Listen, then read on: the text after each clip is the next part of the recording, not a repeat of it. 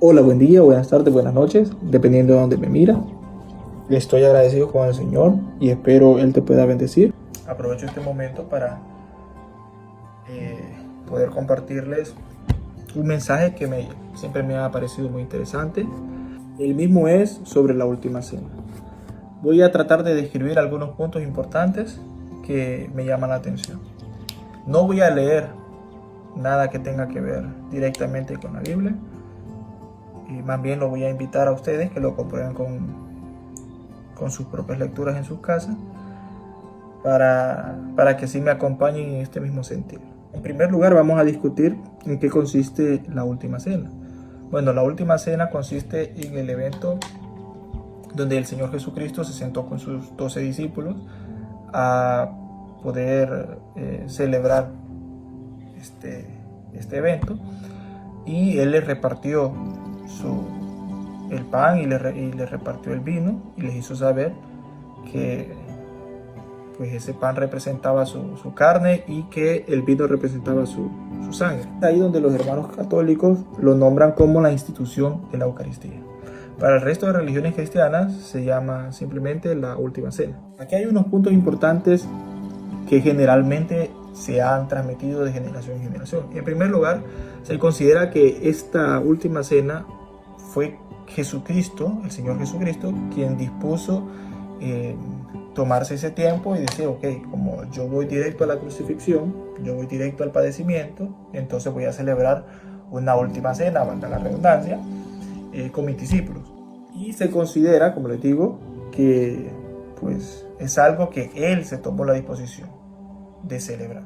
Pero nosotros, al leer el capítulo 22, versículo 7 en adelante del libro de Lucas, vemos nosotros que no fue así, que ellos se sentaron con el motivo principal de poder celebrar la Pascua y la fiesta de los Ázimos. Entonces no fue que el Señor Jesucristo los convoca a ellos para celebrar una última cena para después seguir a su crucifixión, sino que Él los convoca para poder celebrar la Pascua judía y la fiesta de los Ázimos.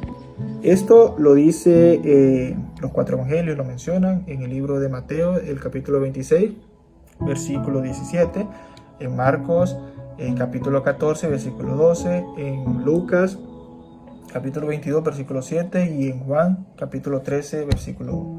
Y es ahí donde nosotros vemos que al leer la Biblia podemos encontrar una palabra novedosa y determinar nosotros que lo que convoca a los discípulos no es simplemente la despedida de Jesús, sino el hecho de celebrar la Pascua. ¿Por qué es relevante esta información? Claro que es relevante, pues al saber que lo que se celebraba era la Pascua, vemos nosotros que Jesús rebautiza o le da una nueva reconstitución al significado de lo que era la Pascua para los judíos antes y lo que va a ser la última cena para el resto del mundo de ahora en adelante. Otro punto importante que considero que se ha malentendido es la constitución del pan como el cuerpo de Cristo y del vino como su sangre. Es el creer que al comer el pan o al beber el vino, una persona queda santificada, queda limpia de pecado. O otra cosa, que uno para poder comer y beber el cuerpo y la sangre de Cristo, uno debe de acercarse de manera limpia, sin pecados, para poder degustar eso, porque si no, el mismo pan, el mismo vino, pues entraría en un cuerpo que está contaminado.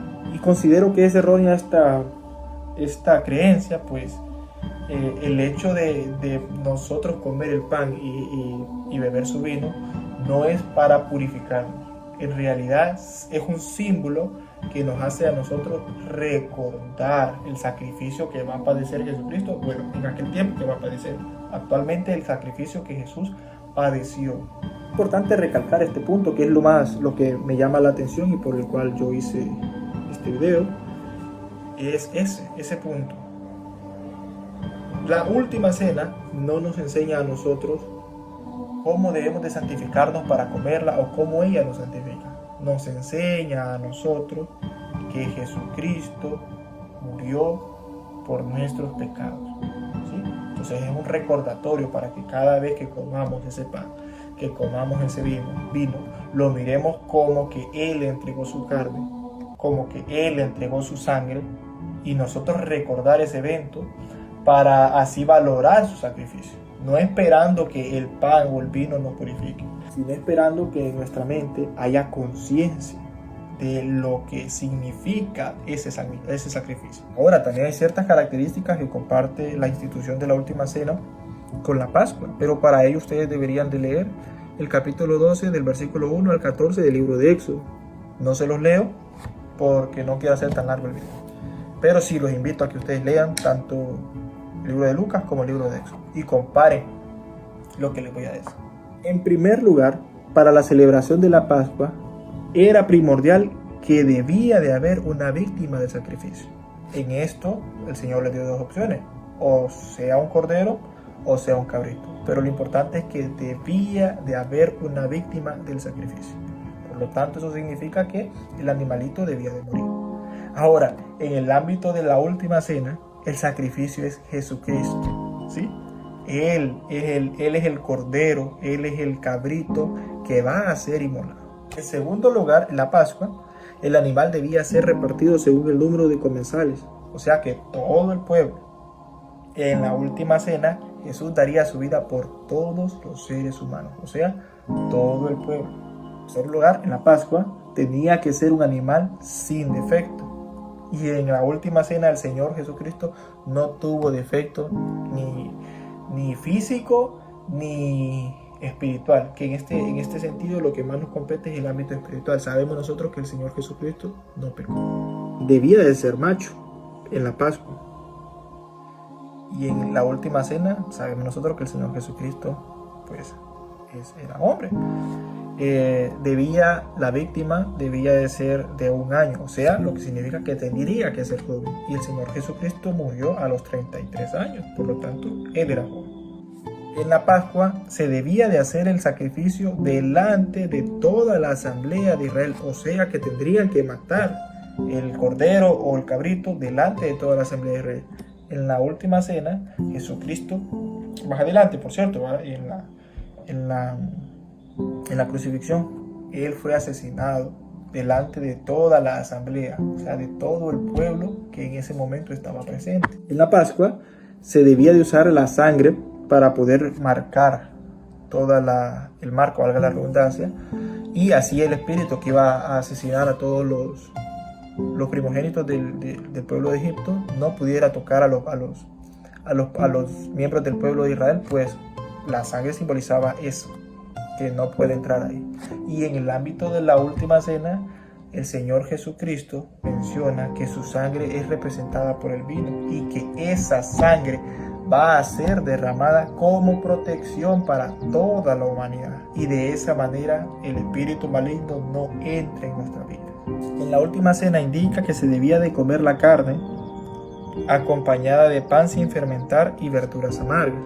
¿Por qué menciono lo del pan sin fermentar? Bueno, el pan sin fermentar es lo que consideramos el pan sin levadura, lo correspondiente a los hacimos. Pero la parte de las verduras amargas, estaba viendo, buscando un poco, que las verduras amargas simbolizan toda la amargura que pasaron ellos el pueblo de Israel fue parte de la explotación que hizo Egipto de ellos, y eso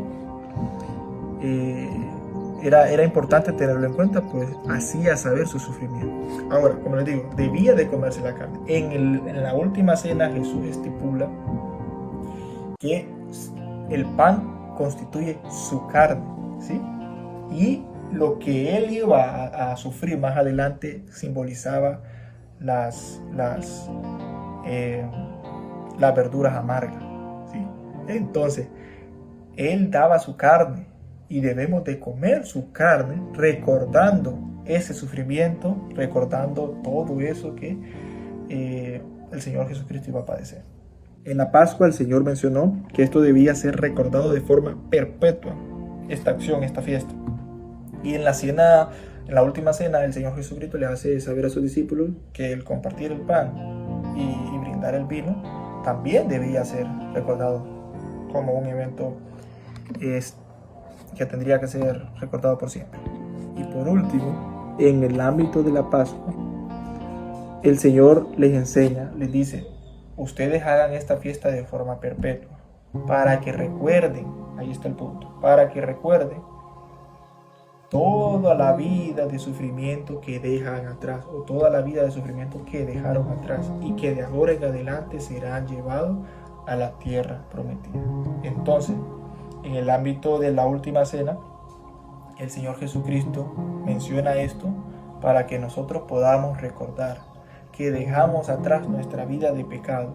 Gracias a su sufrimiento, dejamos atrás nuestra vida de pecado. Si lo aceptamos a Él, de allí en adelante seremos parte del pueblo que va directamente a formar un vínculo con Dios, un vínculo con el mismo Señor Jesucristo. Entonces es por ello que vuelvo y recalco, menciono que la Eucaristía, la última cena, como lo quieras mencionar, no debe de ser tomado como un ritual en el cual nosotros pensamos que el mismo nos purifica, o para poder tomarlo o comerlo tenemos que estar purificados.